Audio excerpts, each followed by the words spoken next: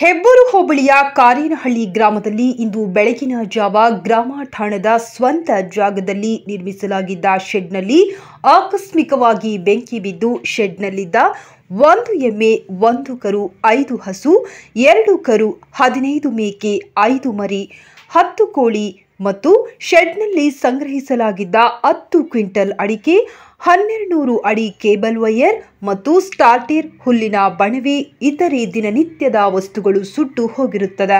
ಸ್ಥಳಕ್ಕೆ ಅಗ್ನಿಶಾಮಕ ದಳ ಸಿಬ್ಬಂದಿ ಬಂದು ಬೆಂಕಿ ನಂದಿಸುವ ಕಾರ್ಯ ಮಾಡಿರುತ್ತಾರೆ। ಪಶುಸಂಗೋಪನೆ ಇಲಾಖೆಗೂ ಮಾಹಿತಿ ನೀಡಲಾಗಿರುತ್ತದೆ। ಈ ಬಗ್ಗೆ ವರದಿಯನ್ನು ನಮ್ಮ ವಾಹಿನಿಗೆ ಸಲ್ಲಿಸಿದೆ।